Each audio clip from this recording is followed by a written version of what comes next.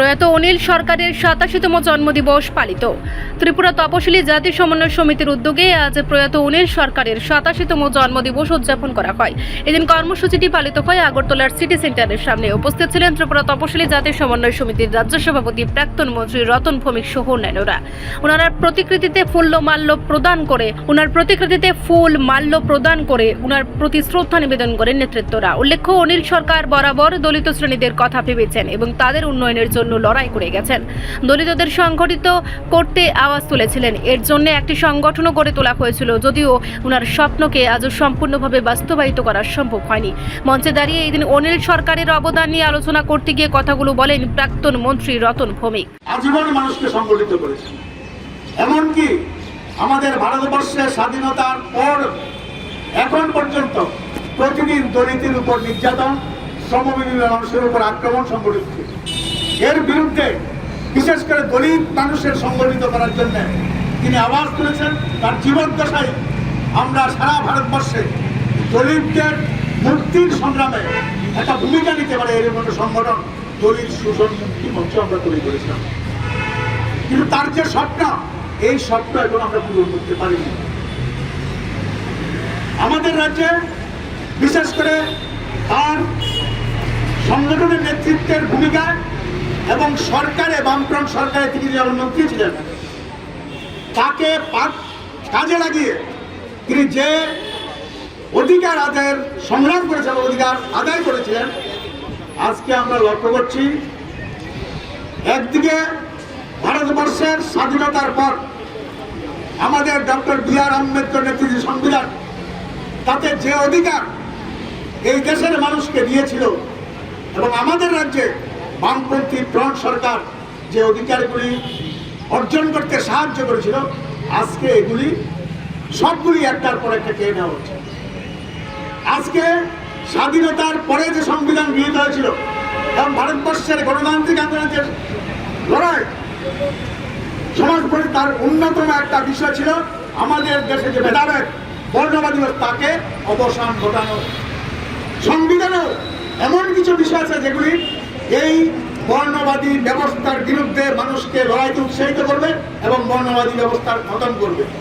আজকে স্বাধীনতার এত বছর পরে এসে দেখছি আমাদের দেশের যে সরকার, আরএসএস এর আদর্শে পরিচালিত বিজেপি সরকার, তারা এই সংবিধানের মূল ভাবনা এটাকে জলাঞ্জলি দিয়ে আমাদের দেশে মৌলবাদী নীতিকে সংবিধানে অন্তর্ভুক্ত করে এটাই মূলনীতি এই দেশের, এটাকে প্রতিষ্ঠিত করার চেষ্টা করছে।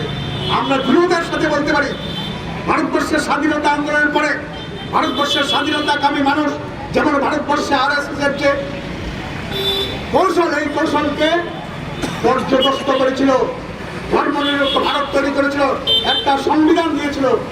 আজকের দিনেও এই মানুষের উত্তরসূরিরা আছে, তারা আরএসএস বিজেপির এই জঘন্য প্রচেষ্টা, ইতিহাসকে পেছনে দিকে ঠেলে দেওয়ার চেষ্টা, এটাকে বরদাস্ত করতে হবে। তারা ভয় পায় আমাদের আন্দোলনকে। তারা জানে এই বামপন্থী দলিত শোষণ মুক্তি মঞ্চ, আমাদের রাজ্যের তফসিলি সমন্বয় বা আমাদের বামপন্থী দলগুলি যেখানে কাজ করছে, তারা তাদের এই প্রচেষ্টা সফল। তার জন্যই আমরা লক্ষ্য করেছি আজকে আমরা প্রয়াত অনিল সরকারের জন্মদিন পালন করছি। আমরা বিজেপি সরকারের পদত্যাগ চাইছি না, তারপরে শ্রদ্ধা অনুষ্ঠান করছি। সেখানেও দেখছি কংগ্রেসের গুন্ডারা আর বিজেপির গুন্ডারা, সমাজদ্রোহীরা আমাদের সেই কর্মসূচি করতে বাধা তৈরি করে। মলনগরে, আনন্দনগরে আমাদের কমরেডরা যখন প্রোগ্রাম করার চেষ্টা করছিলেন, বাধা তৈরি করেছেন। মলনগরে প্রোগ্রাম করার পরে আমাদের গণ আন্দোলনের কর্মী তপন শাহ তাকে বাড়ি থেকে এনে মারধর করেছে। এরকম আম্বেদকরের জন্মদিন পালন করার সময় কমলপুরে বিজেপির গুন্ডারা আমাদের কর্মীদের আক্রমণ করেছে। কেন অনিল সরকার এত ভয় কেন, আম্বেদকরের এত ভয় কেন, তফসিলি সমন্বয়কে এত ভয় কেন? আসলে তারা বুঝেছে তাদের ঘন্টা বেজে গেছে।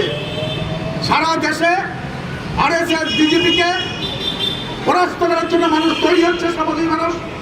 আমাদের রাজ্য এই 7.5 বছরের সরকারের কাজে যারা একটা প্রতিশ্রুতি রক্ষা করেনি, বরং বামফ্রন্ট সরকারের আমলে অর্জিত অধিকারগুলি একটার পর একটা হরণ করছে, মানুষকে কথা বলতে দিচ্ছে না। তার জন্যই তারা ভয় পাচ্ছে। মানুষ প্রতিদিন এই ভয়কে জয় করে রাস্তায় আসছে। তার জন্য আজকে এই আক্রমণ। এই সরকারের জন্মদিন পালন করবে, তার জন্য আমরা একটি আবেদন করব, এটার জন্মদিন একটা আনুষ্ঠানিক। অনিল সরকাররা যে লড়াই করেছেন মানুষের অধিকার প্রতিষ্ঠার জন্য, এবং এই আরএসএস বিজেপির যে মূল নীতি তার বিরুদ্ধে মানুষকে সংগঠিত করে একে প্রতিহত করার চেষ্টা করছেন, আজকের দিনে তারা মরিয়া। তার জন্য আমাদের আরো বেশি সংগঠিত হয়ে শুধু তফসিলি অংশের মানুষ না, সমস্ত গণতান্ত্রিক আন্দোলন একসাথে মিলে তাদের এই অপচেষ্টা প্রতিহত করতে হবে।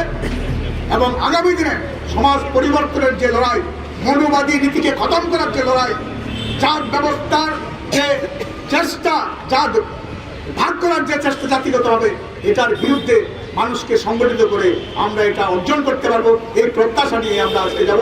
আমি গোটা রিপোর্ট সংবাদ প্রতীক্ষা।